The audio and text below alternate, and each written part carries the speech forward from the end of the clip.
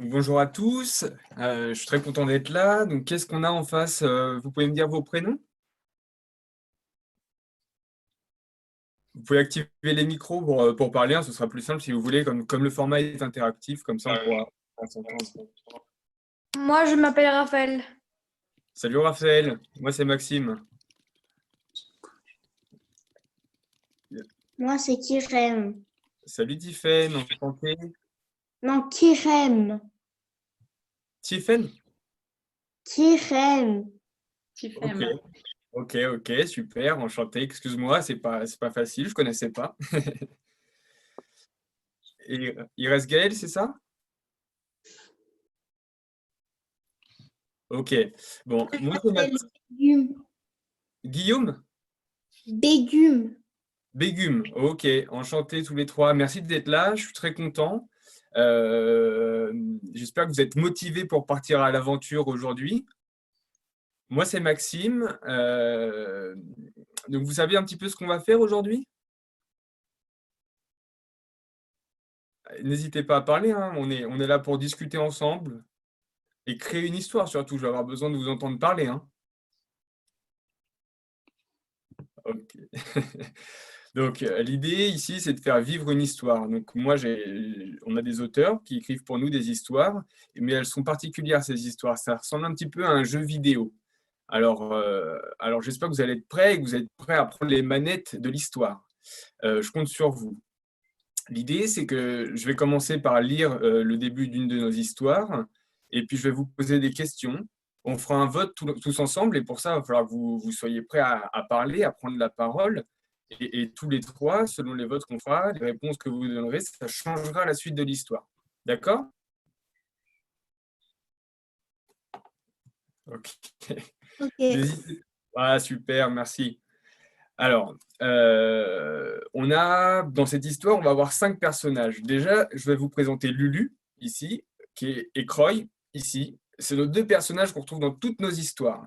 Et dans cette histoire, aujourd'hui, qui est la 5e dimension, vous rencontrerez tour à tour Maxine, ici, le sorcier, et Wendy Croft. Je vous en parlerai plus tard, vous allez les découvrir au fur et à mesure de l'histoire. Euh, donc c'est prêt, vous êtes partis. Je commence la lecture. Donc aujourd'hui, l'histoire, ça se passe, c'est l'anniversaire de Croy. Et donc pour lui faire plaisir, Lulu l'accompagne à la salle d'arcade de la ville, la salle de jeux vidéo. Et là, qui est-ce qui les accueille? C'est leur ami Maxime. Hey, mais voilà mes clients préférés. Laissez-moi deviner, milkshake à la fraise pour Lulu, glace à la vanille pour Croy, c'est ça? C'est exactement ça. Tu assures, Max? Installez-vous, je vous amène ça tout de suite.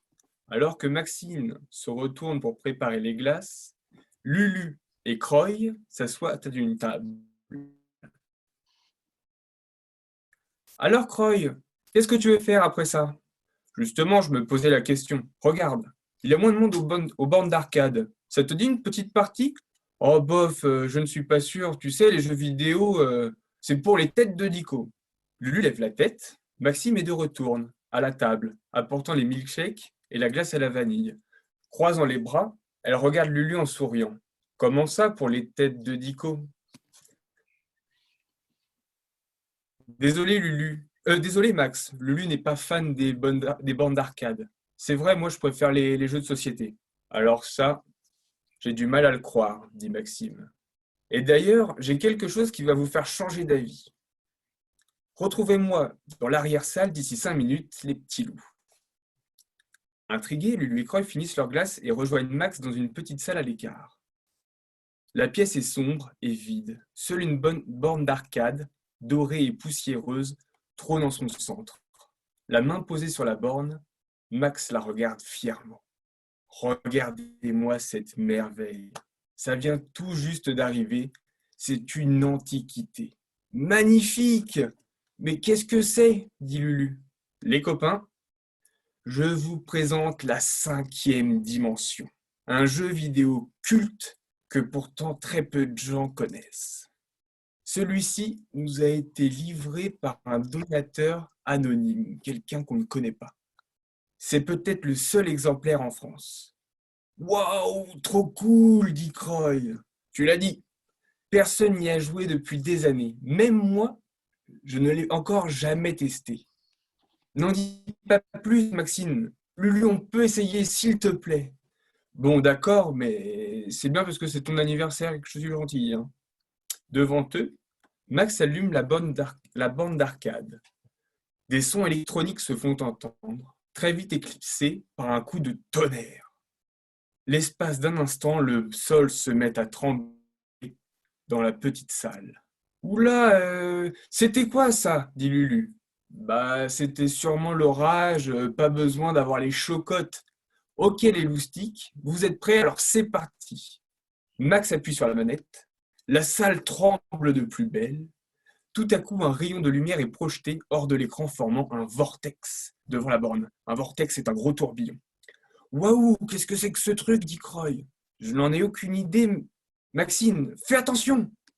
Sous leurs yeux ébahis, Lulu et Croy, de Lulu et Croy, le vortex prend de l'ampleur, il grossit et se rapproche de Maxine. Tétanisée, Maxine n'a pas le temps de réagir, qu'elle se retrouve aspirée à l'intérieur. En un clin d'œil, le vortex se referme sur elle et pouf, elle disparaît. Maxine, qu'est-ce qui vient de se passer? J'ai cru rêver, Max, tu es là? Lulu et Croy se rapprochent de la borne. À l'écran, le visage ridé d'un sorcier apparaît. Il porte une longue barbe blanche, un chapeau pointu constellé d'étoiles. Les yeux noirs comme la nuit, il adresse un sourire de malice aux deux amis. Alors là, je vais vous demander de rallumer vos micros. Pour ceux qui n'ont pas de micro, de partager dans le texte, dans le chat, pardon, et on va choisir le nom de ce sorcier qu'on va retrouver dans la suite de l'histoire. Comment est-ce que vous voudriez qu'on l'appelle alors, ce sorcier? On vote tous ensemble, vous pouvez faire des propositions. Je vois Clément qui est arrivé. Coucou Clément. Alors, Rafa, il y avait, je me souviens plus des prénoms. Tiffen Et Bégum aussi. et Bégu, moi exactement.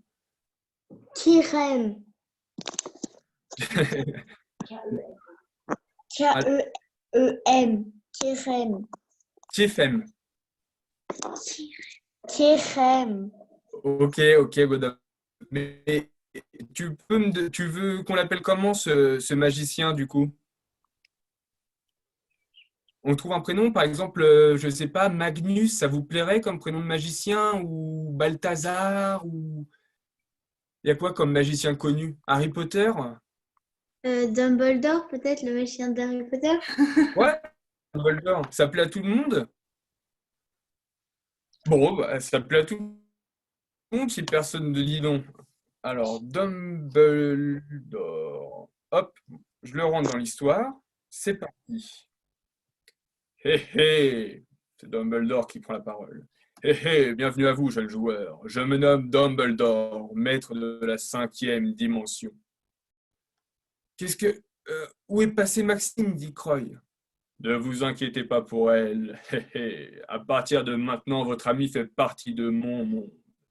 Comment ça, faites-la revenir tout de suite, s'exclame Lulu. Oh, j'ai bien peur de ne pas pouvoir. Il n'y a qu'une seule façon de sauver votre ami, c'est de rentrer dans mon jeu. Si vous réussissez les épreuves qui vous attendent à l'intérieur, votre ami sera libéré. Et sinon, dit Croy, sinon vous deviendrez mes serviteurs piégés à tout jamais dans la 5e dimension. Alors réfléchissez bien, jeunes gens. Oserez-vous relever mon défi? Sur ces mots, le visage du sorcier devient trouble. Il disparaît dans un grand éclat de rire. Devant l'écran, un nouveau vortex se forme.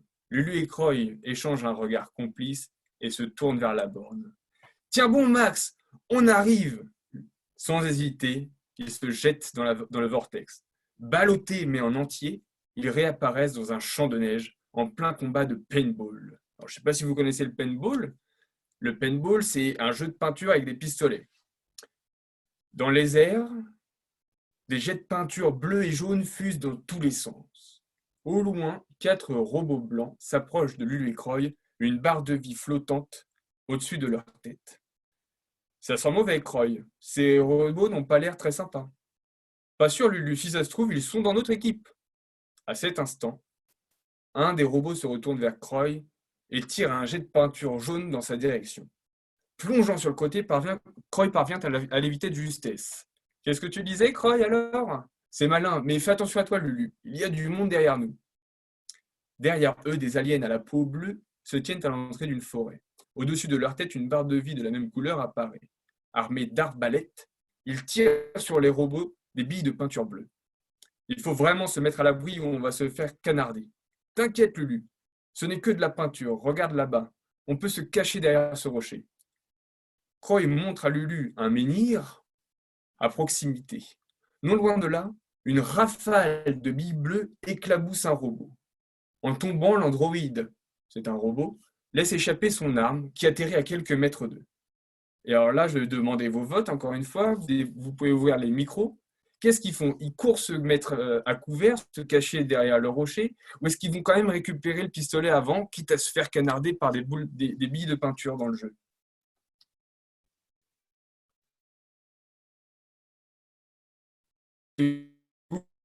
Boum, Rafa, Clément, je vous écoute. J'ai besoin de vous pour prendre la décision, hein. Sans vous, l'histoire, elle n'existe pas. Prendre l'arme. Tu prends l'arme? Ok. Rafa, qu'est-ce que tu dis, toi? Prends l'arme. Tu prends l'arme? Clément, pareil?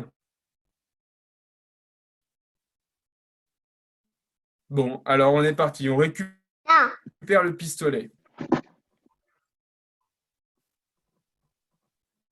Le robot a perdu son arme, dit Lulu. C'est le moment ou jamais pour la récupérer.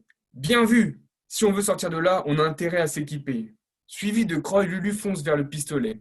De concert, en même temps, les robots tournent la tête vers eux. Les deux amis n'ont nulle part où se cacher. Fais vite, Lulu! Ils nous ont repérés. Je vois ça, accroche-toi, Croy. Ça va secouer. Lulu attrape la main de Croy. Tous les deux entament une course vers le pistolet, courant à toute vitesse sous les jets des peintures jaunes. Wow, ce n'est vraiment pas passé loin. C'est sûr, Lulu, un peu plus et je pouvais dire adieu à mon nouveau t-shirt. Ce n'est pas le moment, Croy, de parler de ton t-shirt. Arrivé près du pistolet, Lulu lâche la main de Croy et fait une roulade sur le sol. Elle récupère l'arme sous les regards stupéfaits des robots. Bien joué, Lulu, ils ne savent pas où donner de la tête, profites-en. Ha ha, voilà pour vous, tête de conserve. D'un geste expert, Lulu vise les androïdes et se met à tirer. Un par un, ils tombent à la renverse, recouverts d'une peinture jaune. Bravo, Lulu, tu es vraiment l'as de la gâchette. Hey, je crois que ce jeu commence à me plaire. Tel un cow-boy, Lulu souffle sur le canon de son arme et la range à sa ceinture. Croy écarquille les yeux. Derrière elle, un robot couvert de peinture jaune se relève. T'en fais une tête, qu'est-ce qu'il y a? Le robot. Comment ça, sois plus clair, Croy. Le robot derrière toi, Lulu. Lulu se retourne et ouvre des grands yeux. Devant elle, l'androïde s'est redressé et pointe son canot sur elle. Lulu dégaine son arme, mais elle n'a plus de munitions. Tout à coup, un grand splash se fait entendre. Le robot est aspergé d'une peinture verte et tombe à la renverse. Derrière lui, une silhouette encapuchonnée apparaît. Lentement, celle-ci enlève sa capuche. Lulu et Croy sont stupéfaits. C'est une petite fille d'environ 10 ans. Devant eux, Wendy Croft, la voilà, hop, elle est arrivée, leur tend la main. Voulez-vous sortir du jeu? Vous voulez sortir du jeu? Alors venez avec moi.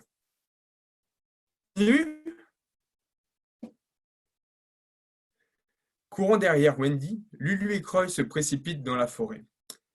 Près d'un arbre, 2 arbalètes les attendent, ainsi qu'une moto équipée d'un sidecar. Dépêchez-vous, il y a sûrement d'autres robots dans le coin, dit Wendy. Attendez, on va vraiment monter sur cette bécane? Bécane, c'est une grosse moto. C'est pas le moment de discuter, Croy. On y va, dit Lulu. Tenez, prenez ces armes. Au moindre mouvement, n'hésitez pas à vous en servir. Wendy saute sur la moto, Lulu s'installe derrière elle et Croy se glisse dans le sidecar à côté. Vous savez, les sidecars, c'est ce qui est accroché aux motos pour être à 3 dessus. Très vite, la moto fonce à travers la forêt. Waouh, ça décoiffe, dit Croy. Aïe aïe aïe, regardez ce qui nous attend. La forêt débouche sur une falaise. Au bout de celle-ci, un tremplin en bois permet de décoller vers l'autre versant. Attendez, il y a un autre passage, dit Croy. Quelques mètres avant la falaise, Le sentier tourne sur la gauche. Un peu plus loin sur cette voie, un groupe de robots se tient en embuscade derrière les arbres. Si on passe par là, on va avoir de la compagnie, dit Lulu. Il faut qu'on se décide, et vite. Alors qu'est-ce qu'on fait là? On ouvre les micros, on passe au-dessus de la falaise ou on tente l'embuscade dans la forêt avec les autres robots, on va les affronter? Qu'est-ce que vous préférez faire? On passe au-dessus de la falaise. Alors, Bégoum, la falaise. Clément?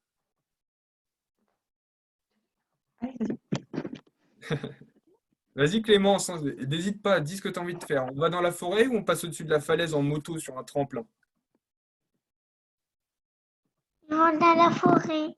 On rentre dans la forêt pour Clément. Et Rafa, toi, qu'est-ce que tu penses? C'est ton choix qu'on choisit. Hein. On est la forêt ou la falaise? La falaise. La falaise. La falaise? D'accord. Alors, on prend la falaise. Et maintenant, je vais vous demander de laisser vos micros ouverts, les garçons, parce qu'on va inventer la suite de l'histoire ensemble. Alors, quoi? Je termine un petit peu et après, on prend la main. Croy. Quoi? Je ne suis pas sûr que ce soit la meilleure idée. Trop tard! Cramponnez-vous, c'est parti, dit Wendy. Lulu et Croy poussent un cri. Ils sont terrifiés. La scène se déroule au ralenti sous leurs yeux. La moto décolle dans les airs et commence à retomber. Cette fois-ci, c'est la fin, dit Croy. Accrochez-vous! Sacrifiant à Wendy, nos héros sont projetés de la moto Bobo. qui tombe dans le précipice, avec Lulu accroché à ses pieds. Quant à Croy, il se retrouve suspendu, mais fermement agrippé aux jambes de Lulu. Oh, oh, ce n'était vraiment pas une bonne idée. Tiens bon, Croy, il y a une corniche sous tes pieds. Si tu le dis, je n'ose même pas ouvrir les yeux. Courage, Croy. Rappelle-toi que ce n'est qu'un jeu vidéo. C'est vrai, Lulu. Pas de raison de paniquer. Bon, à la 1, à la 2, à la 3. Inspirant un grand coup, Croy ouvre les yeux et se laisse glisser sur la corniche. Landy laisse alors grimper dessus pour qu'elle se hisse au sommet de la falaise. Une fois sur la terre ferme, Wendy la rejoint et ensemble, elles tendent leurs mains vers Croy pour le ramener à elle.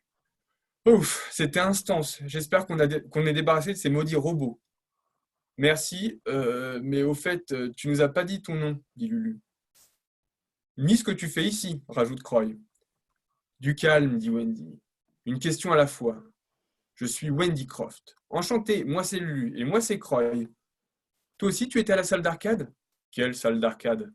Quand je suis tombé sur la 5e dimension, je me baladais dans un vieux vide-grenier. Je suis championne de jeux vidéo, je les connais tous, mais celui-ci je n'en avais encore jamais entendu parler. Ouah, comme Maxine! Chut, Croy, continue Wendy. Forcément, j'étais intrigué. J'ai supplié mes parents d'acheter la borne. Ça n'a pas été difficile. Le propriétaire avait l'air ravi de s'en débarrasser. Le soir même, j'ai lancé la partie et vous connaissez la suite. L'instant d'après, j'étais à l'intérieur du jeu. Et c'était il y a combien de temps? Oh, plusieurs mois, je dirais. Incroyable, tu restais seul tout ce temps? Nous, on est arrivés cet après-midi, rajoute Croy. J'ai vu ça. Si vous êtes ici, j'imagine que que vous avez fait la connaissance de Dumbledore. Exact. Ce vieux crouton a kidnappé notre ami, dit Lulu. L'air soucieux, Wendy se rapproche de Lulu et Croy en chuchotant. Faites attention à ce que vous dites. Ici, les arbres ont des oreilles. Tout se sait. À ce moment-là, des branches craquent derrière le trio. Les 3 amis se retournent en sursaut. Tout autour d'eux, des créatures bleues aux oreilles pointues apparaissent, encerclant les héros. Wendy a un soupir.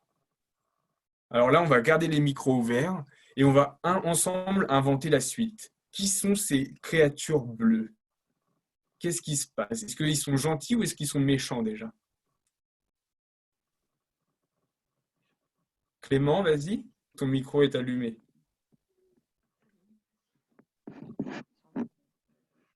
Ils sont gentils? Alors pour toi, ils sont gentils. Ok. Et Ils toi, sont Rafa? méchants. Ils sont méchants? Et toi, Bigoum?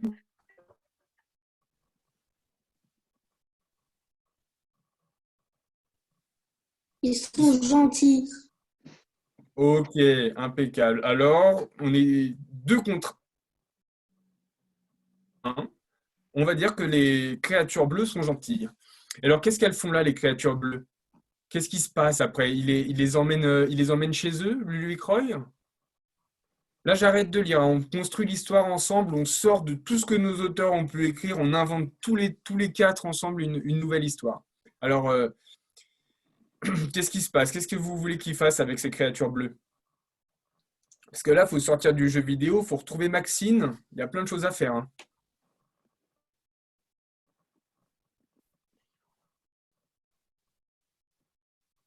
Vous pouvez laisser les micros ouverts, hein, les garçons, Bégoum et Raphaël.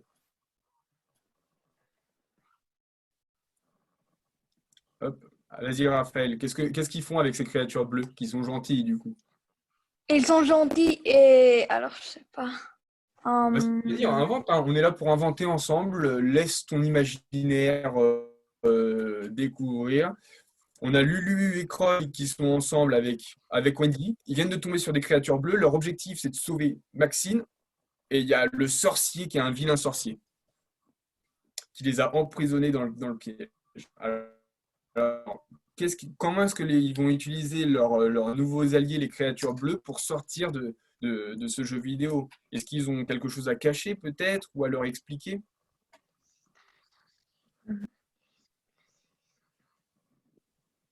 Vas-y, parle à voix haute, n'hésite pas, hein. On est là pour. Il n'y a pas de bêtises, il n'y a pas de mauvaise réponse. Tout est là pour construire. On fait ça ensemble. Comme si vous étiez des auteurs.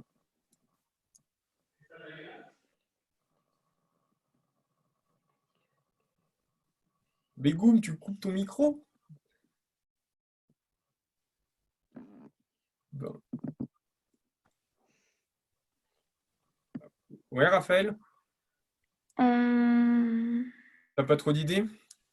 Non. Bon, vous voulez que je prenne la suite? C'est ce qui vous plaît? Vous préférez que je lise? C'est mieux qu'on invente ensemble l'histoire?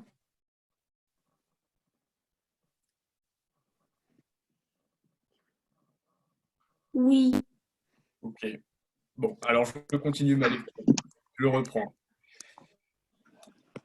Wendy a un soupir de soulagement parce que, en effet, vous aviez raison, les créatures bleues, pour notre auteur, elles étaient gentilles. Ouf, pas de panique, ce sont des sélénites. Ils sont dans notre camp. Le plus âgé d'entre eux s'approche du trio. C'est le chef des sélénites. Comment est-ce qu'on l'appelle, le chef des sélénites? Un prénom de créature bleue. Vous avez une idée?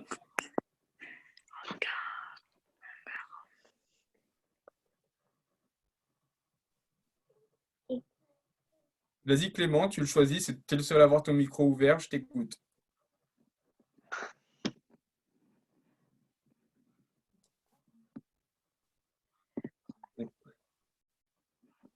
Vous n'avez pas d'idée pour un prénom pour une petite créature bleue? Qu'est-ce qu'un chien ou un chat à la maison?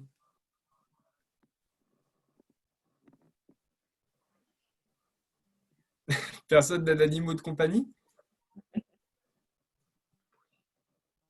Ou une petite... C'est comme vous voulez les garçons. Bon, on va l'appeler, je sais pas moi, Indigo, ça vous va?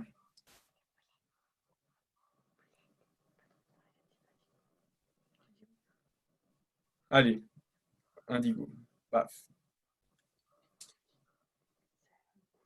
Bienvenue à vous, jeunes voyageurs. Je me nomme Indigo. C'est un honneur de vous rencontrer. Grâce à vos actes héroïques sur le champ de neige, les Sélénites vous doivent la vie. C'est normal. Heureusement que Lulu et Wendy étaient là. Des vrais pros du paintball, ces deux-là. Allons, Croy, n'en fais pas trop. C'est vrai, jeune homme. Dans une bataille contre Dumbledore et ses maudits robots, toute aide est utile. Alors comme ça, vous connaissez Dumbledore? Ce sorcier a capturé notre ami. Vous savez comment on peut le retrouver? Vous arrivez trop tard, il a déjà quitté la planète. Comment ça? Il doit forcément y avoir un moyen de le rattraper, dit Croy. Malheureusement, j'ai bien peur que vous ne soyez coincés ici, et pour longtemps. À moins que... Non, c'est impossible. Le vieux sélénite semble réfléchir. Wendy écoute la conversation d'un air détaché. À l'inverse, Lulu et Croy trépignent d'impatience devant Indigo. Oui, il y a peut-être un moyen. Approchez, jeunes voyageurs, écoutez la légende. du vaisseau fantôme. On va choisir le nom du vaisseau. On a deux choix possibles. Soit c'est l'Intrépide, soit c'est l'Andromède. Qu'est-ce que vous préférez? L'intrépide. L'Intrépide? Ça te va, Clément? L'entremère, C'est l'intrépide. Vous voyez, vous, vous voyez, vous n'êtes pas les seuls à avoir exploré cette planète. Il y a maintenant des lunes. Bien avant l'invasion de Dumbledore, un vaisseau spatial s'est écrasé dans notre forêt. Celui-ci appartenait à un aventurier nommé John Laguille. Eh bien, il porte bien son nom, celui-là. Croy, chut, laisse-le finir. D'après la légende, John était un baroudeur redoutable, un aventurier. À bord de l'Intrépide, il sillonnait l'espace sans relâche, toujours en quête de civilisations perdues et de trésors à piller. Prêt à tout pour parvenir à ses fins, John n'avait aucune morale et n'hésitait pas à blesser ceux qui se plaçaient à travers son chemin. Jusqu'au jour où une météorite a percuté son vaisseau. Ah bah ça c'est ce qu'on appelle le karma. Bien fait pour lui. Croy, tu te tais. Ignorant à qui ils avaient affaire, nos ancêtres l'ont recueilli et ont réparé l'Intrépide. Une fois guéri, John s'est empressé de retourner sur les lieux de l'accident, mais son vaisseau avait disparu. Il eut beau chercher pendant longtemps, il ne le trouva jamais. Coincé sur notre planète, John a été forcé de vivre parmi les Sélénites. Mais où est passé ce vaisseau? On raconte que la forêt a englouti l'Intrépide et que seuls les véritables héros auront la chance de le revoir un jour. Des véritables héros? C'est tout à fait nous, ça, dit Croy. Toujours aussi modeste, toi. Il n'a peut-être pas tort. Aujourd'hui, vous nous avez prouvé votre bravoure. Partez en quête du vaisseau, jeunes gens. Nous ne pourrons vous accompagner, mais nous vous prions de le retrouver. Voilà pour aujourd'hui. Le webinaire va prendre fin. Merci en tout cas d'avoir écouté tout ça et de m'aider à construire l'histoire. J'espère que ça vous a plu ou ça, Clément, Rafa. Pardon? Qu'est-ce que tu dis, Clément? ils sont toujours coincés dans le jeu. Eh ben, pour le moment, ils sont encore coincés dans le jeu, oui. On n'a pas réussi à avancer assez loin pour qu'ils sortent du jeu. C'est encore long, il y a encore une longue partie d'histoire. Et ça, l'histoire n'est pas terminée. Tu peux la retrouver sur l'application, justement. C'est ce qu'on fait, nous, donc des livres en entier. Le livre est très gros, hein. Là, on a lu une toute petite partie du livre. Et ça t'a plu?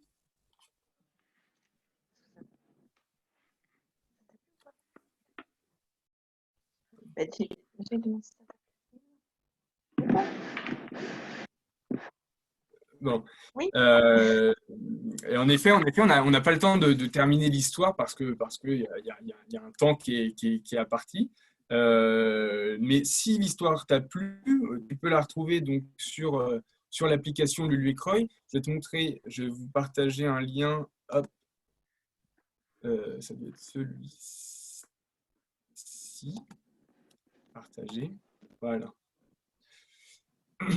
Donc voilà, vous pouvez cliquer sur le lien et je vais vous le remettre aussi dans la barre des commentaires. Et comme ça, tu pourras retrouver en effet la suite de l'histoire de chez toi, sur ton application Lulu et Croy. Voilà. Après, si tu as des questions, si tu avais des remarques à nous faire, vous pouvez me contacter sur mon mail, max@luluetcroy.fr.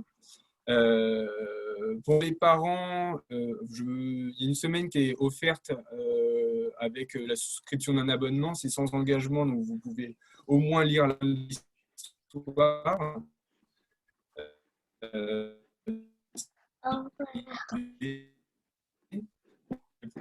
Et puis surtout, oui, n'hésitez pas à nous faire des repensées et voilà, d'avoir deux parents et puis ceux de vos enfants, Raphaël et Clément. Merci à vous en tout cas. On a créé une belle histoire ensemble. Donc nous, pour parler de Lulu Croy un peu plus, si j'ai le temps, on fait des histoires qui sont interactives donc pour les enfants, pour leur donner le goût de lire, les faire lire tous les jours un petit peu plus, et proposer aux parents une bonne solution sur les écrans. Éviter les écrans passifs, surtout, où l'enfant est acteur de son histoire. On les rend plus captivantes, on s'inspire des jeux vidéo, on s'inspire du format de chat, voilà, pour rendre le texte plus vivant et engager les enfants à lire et à lire plus tard. Je vous invite aussi à nous suivre sur les réseaux sociaux, Instagram, Twitter, Facebook. On a quelques actualités qui arrivent, entre autres, je vous le dis, en prime time. On est en train d'adapter Tour du monde en 80 jours de Jules Verne, ça va être vraiment chouette. Et voilà, j'espère que vous ferez partie de l'aventure et qu'on aura vos retours. Voilà, merci beaucoup pour de vous être connecté à ce visio. J'espère que ça vous a plu encore une fois.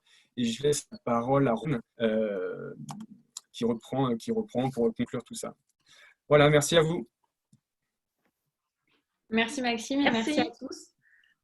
Donc, on vous donne rendez-vous mardi prochain pour un autre live pour les enfants avec la startup Kipoya. Et sinon, jeudi, on fait un live Startup for Teens pour les adolescents sur l'orientation à 16h. Au revoir et à bientôt. Merci. Au revoir, merci. revoir. Salut.